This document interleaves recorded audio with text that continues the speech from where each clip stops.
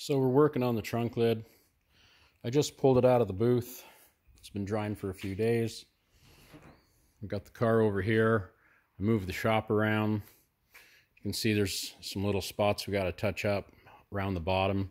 Sand all that down on both sides. And a couple other little spots, but the car is just about ready to be primed. So here what we got going on. Because it had a lot of trauma and whatnot, when I finally got it where I was happy with it, it looks pretty straight. I think I'm pleased with it. I don't know if you can catch it in the light, but there's a little bit of a curl right there where it all looks like naturally stamped. So I think we've pulled it off really, really nicely. And our line is real straight. So, and we know it fits the car good. But there was layers and some stuff, and we were hoping to take this car all the way down to metal. And anyway, for different reasons, we decided not to. Budget, but we also found out the car had a lot of lead work in it, and nothing was letting go. So we decided to take all the parts down to metal where the repairs were needed, and go from there. So that being said, we've got the CRE321. Gray. It's a high build epoxy primer that's sandable. Now you can paint right over this within 4 days. After that, you got to sand. Well, we waited probably about 4 or 5 days, and it sands real nice. So we had a little bit of a low right here where we'd fixed a little dent, which is why I broke through here and almost there. So that's as far as we'll go, but I think we're golden. I think that'll be all right. You can see the whole area I sanded. I went up to the peak, and I went up and down this way, and I went this way and then this way, always crisscrossing. This took like 4 minutes, maybe. And then you can kind of come close, and you can see where I put it on a little bit thick. We were worried about a bit of rippling right there. I kept checking it, and I think it was all right. But also when I was spraying, I probably put a little bit too much on there. There's a spot over there that way. But let me show you in live time what this is like. Now, I know that I put on quite a bit of product. So I know I can go pretty far, and it's pretty thick.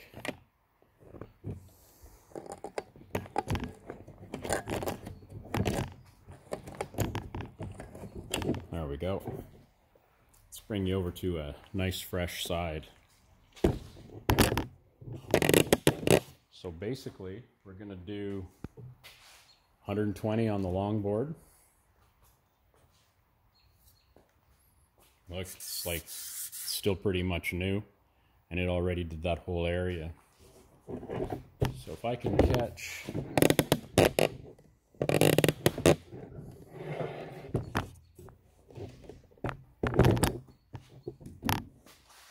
Just gonna see if I can shrink it down some here. I want to catch some of the orange peel in it, just to give you an idea what this stuff will do. I've done this video on a few things a couple of times, never on anything this nice and flat. Well, where the dust is, you can see in the light there's definitely orange peel in it.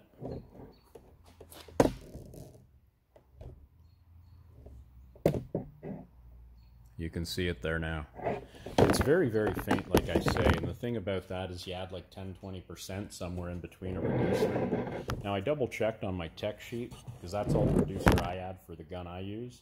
You can actually do, it's a 2-to-1. That's your mix for your epoxy primer, and you pour your sticky stuff in it, which is your part B. And then you can do half of a part of reducer. Well, I think what that does is it'll bring you down to one of the other primers we'd normally use, so we're not going to worry about that. But I add between 10 and 20% roughly according to the paint cups. And not necessarily on the first coat, but I always do one last coat. Even if there's a bit in the gun, I'll reduce it down, and it seems to flatten it out. So I'm going to hit it with about a 120, and then later we'll sand it Probably do a 120 now, then I'll do a 220, and then we'll probably do a 320 to finish. But we may just stop at the 220 because we may throw a sealer on that, and the sealer I'm using is okay with it, probably a 220, but we'll double check. Just to give you an idea,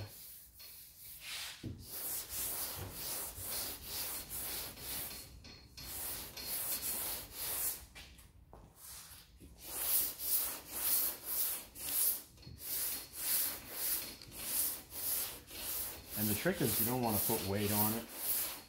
You kind of just want to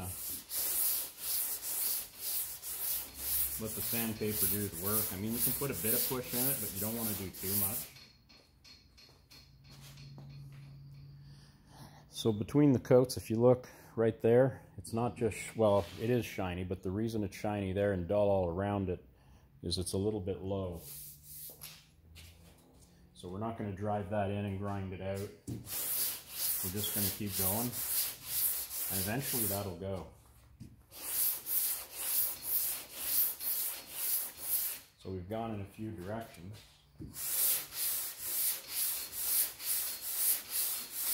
And you can keep changing directions as much as you want.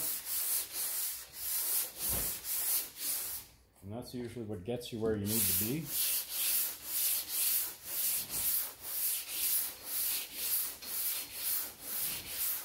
The more direct, because all we're doing right now, we're not really sanding. We're cutting it down.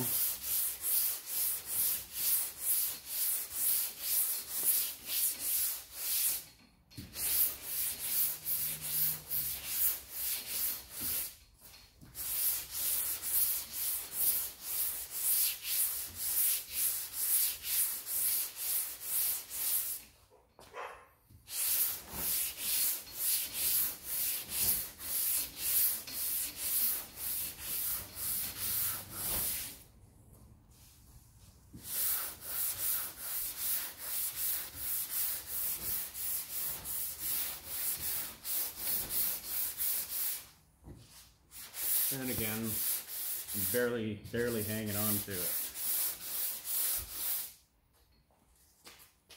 Now what I'm doing here is I'm coming up to the peak, and I'm not really sanding over the peak. It probably runs past a little bit, and at the very end we'll go over that with the lighter stuff.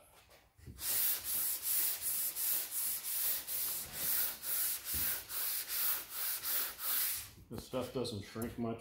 It's really stable. So it doesn't matter how thin or thick it is, as long as you have enough that you can block it down.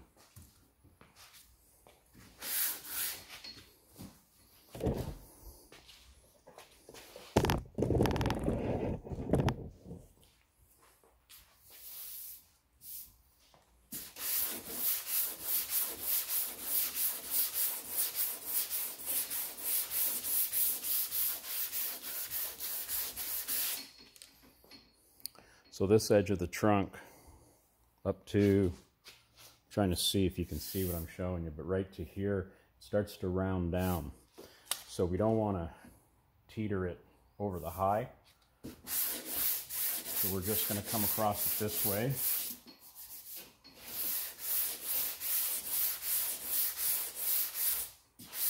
And then this way. I'm concentrating to about here. I'll get the back from the back. Yeah, you can see the corner. No sense me working off camera and there's nothing to look at.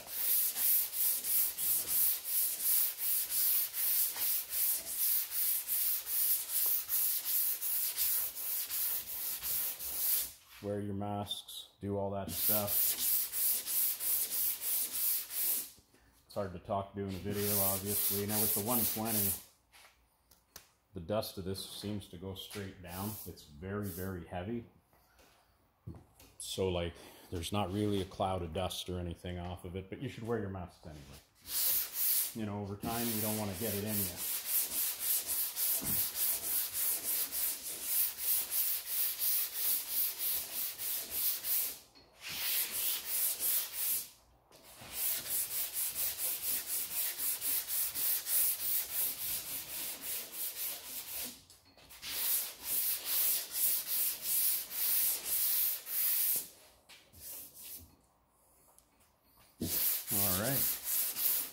we're making headway.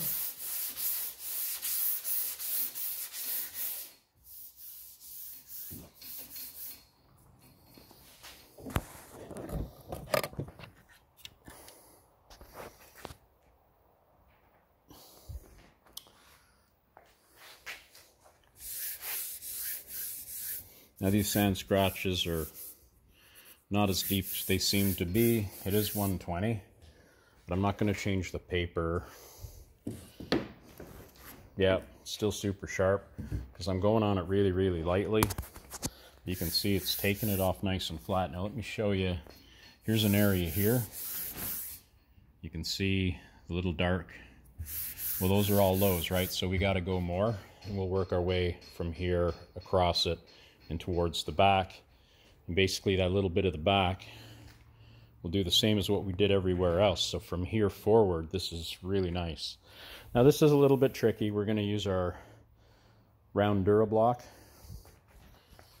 That's this right here. Yeah, sometimes I do that. I was trying to get in a weird place earlier. But we'll put probably a 180 on this, because this is actually, we put it on real thick, but we did multiple coats. And because I thinned it out a little bit, like there's a wee bit orange peel there, and then it almost goes to nothing. So we'll 180 that, and we'll leave our edges really strong and decent. So that'll have to be done with that little tube. And so will this area here. So we'll have to go up and down and crisscross the tube into this round, but we're also going to have to come flat up here. So we'll do a little bit with the round. Now, you can use a round one and then continue up higher, but keep changing your heights, because you don't want to dig it to where you get another, like say a concave or a ditch up through here. But so that all has to be done a little bit more by hand. Now I'm going to use that same tool. I'm going to run across the flat. Don't go on the edges, just get it flat till the peel's out. The edges will come underneath it, and we'll do that by hand after, just to make sure it's finished. And like I say, I'm going to be priming the whole entire car with another product. We'll talk about that later. So this may likely be sealed. And if we decide not to seal it, and here's the thing, if I did decide not to seal this, and with this primer you don't have to. Once this is sanded down to the grit your paint wants, you go by your TDS sheet, you can technically paint over this. But right here, that little bit of white, I can't tell if there's metal. I don't think there is. You could technically paint over that too, but realistically, I'd probably spray a little something on that corner if I painted over this, if we have anything like that. But I mean, I'm kind of at the point now where in my shop, we're busy, we're doing a lot of stuff, and there's a lot of stuff I don't put on the channel because it's boring and it's not old muscle cars or classic stuff. But at any rate, we'll probably just, you know, by the time I mix something to seal that up and a few other spots. I mean, obviously, I'm not just looking at the trunk lid. Now at home, you can probably get away with something like this. Now, if there's metal showing, this is nice. Now you can spray this on. You don't even have to sand it, as long as you do it 10 minutes or a little more before you shoot it. So you could technically take this just real thin, put a coating on there. Any metal showing, it'll etch it. Now they also make this in something called a 123 or a 321, which is more of a sealer, and it goes on real thin, but it'll seal something like that, or if you have any breakthrough. So this and that other one, this is Dominion Sure Seal. Now I'm sure you guys have something down in the States for that. What's really important, let's see if I got one over here on the floor. Well, here's some Krylon, and maybe it's good, maybe it's not, I don't know. But what you don't want to use is just like a spray bomb of the lacquer stuff. I find it's cheap, but it's hit and miss. And a lot of times the solvents we're using in some of the paints and stuff will melt it, where this is meant for that. So even though this is like a 1K product and not a 2K product, this is meant to do that. Like double the price, maybe more, for a can of this. So we use a lot of that. But anyway, that's kind of how it's done. I want to show you that spot. You can see here, where it's dark and light, like dots, you can see the shine coming through. Can you pick it up from here? Let's do a little more.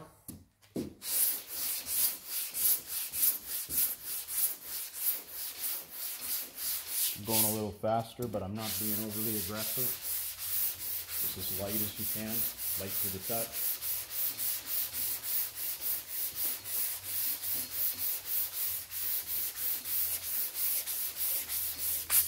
I'm slowly bringing it across, because we want everything to be on the same plane, which is basically as level as possible. So sometimes I stop here and sometimes I go a little further. You get the idea. Now on most cars it's not crazy because the trunk lid, I mean, this is worth like 3 Camaro trunk lids. So real big surface.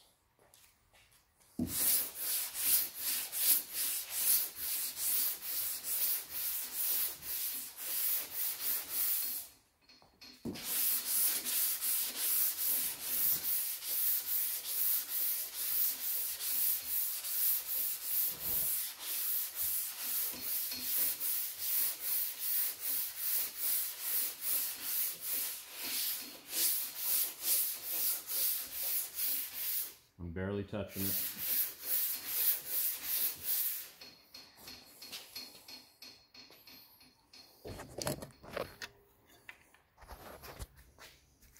Here's the area where it was really, really peely.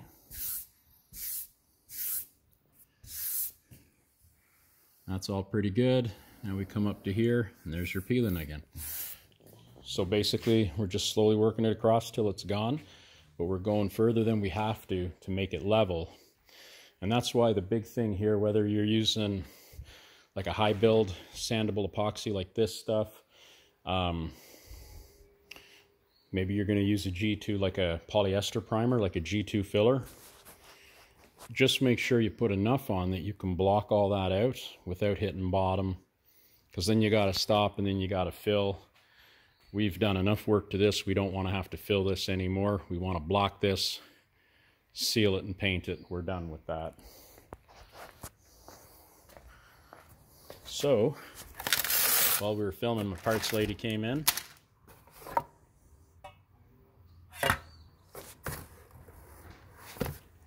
So, I heard that PPG had bought out International Coatings, and they'd put a little PPG on the bottom, but obviously they have now changed their packaging, PPG, but it's still your same CRE321. Now you can also get 921, which is the same thing in black. Then you need 2 of these. So it's pricey stuff. It's actually cheaper than it used to be. I get a lot of use out of it. It takes me like a long time to go through a gallon because I only use it when I need to. But it's it's good stuff. It's really, really good stuff. So we'll give that a boot over here. Whoop. And we got these in. That's for our panel bond adhesive. So if you got a place where you can't weld, make sure you rough up your metal, glue it in. It's as good as anything else. Now this,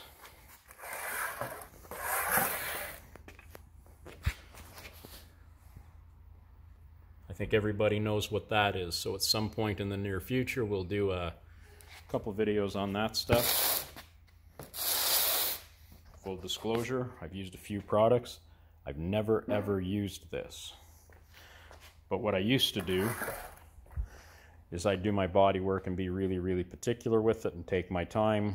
But when I decided to get back into this full time 4 or 5 years ago, you know, I started changing that up and I tried a few other products. But I believe this stuff is a lot thicker than what I'm used to. And the nice thing about that, you can do your work a little rougher, a little quicker, as long as it's fairly flat. Put that on and block it the same way I'm blocking this. So maybe the grits will change a bit if it's a bit of a softer product, but other than that, exactly what I'm showing you here is what you do. So either of those products will do that. And then the other product we use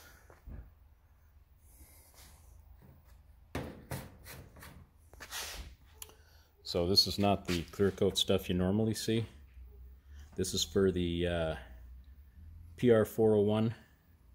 This is the hardener. So that's a 2K polyurethane. It is a high build, but it's not a crazy high build. So it will not build the way that G2 or the CRE321 will build. But that being said, that'll be a great product for a quarter like this or something like this where we know it's smooth. Basically your roof, the top of the hood, that stuff is all real nice. So we're going to use that as kind of like a sealer. But I mean, we'll put 2-3 coats on and we'll be able to gently block it. Now I'm talking 320 and 400 blocking. So it's a lighter product. It'll cut nice. Everything will be gray and primed in the same color, and that's what we want. Now, if you got to a point where you weren't using that and you wanted to paint right over that stuff, you'd go to something more like, what do we got over here? You could use just a straight sealer. Now, a lot of guys will reduce down an epoxy primer, and that's okay. You can do that. What I've been using lately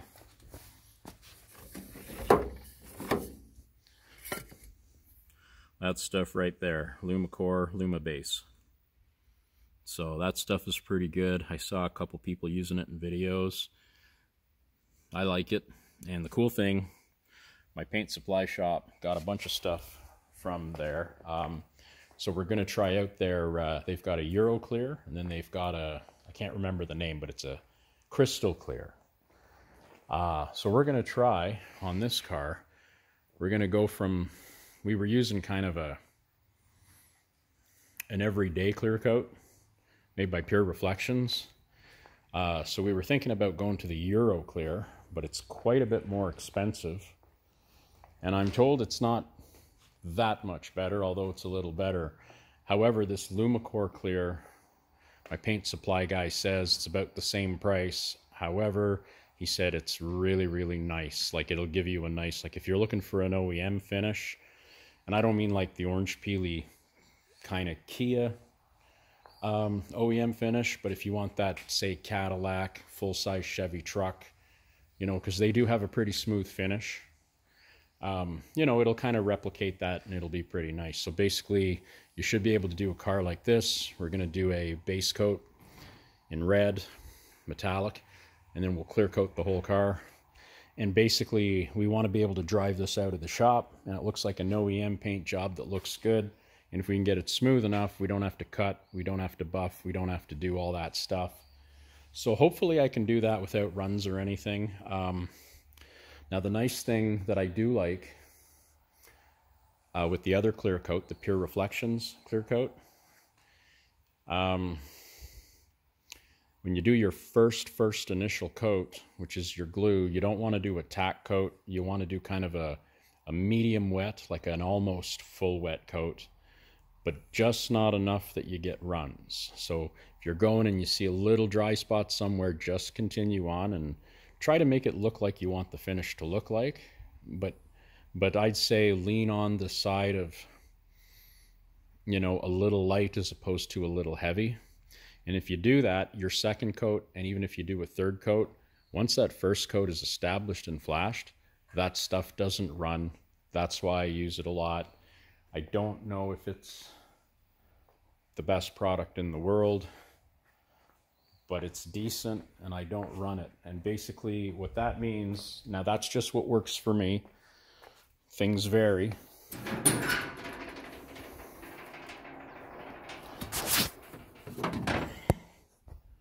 There you go, PR201, Pure Reflections. You get that.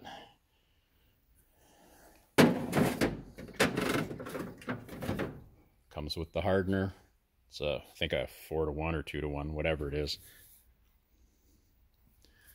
But Again, whatever works for you is what you want to use, but I find if I paint that in the way I described, I can send like 9 out of 10 products out with no fixing, no buffing, no repairs. Right out of the booth, let it sit and dry, out she goes. And people think that they're cut and buffed and everything because it is super duper shiny. So those are a lot of the products that I use, and again, we're gonna use some of that stuff. I haven't in a while. For a while it was quite pricey with COVID, of course, in the last few years. Yeah, I probably shouldn't have used that word on a video, but anyway, I don't know if you can or you can't, but basically it don't matter.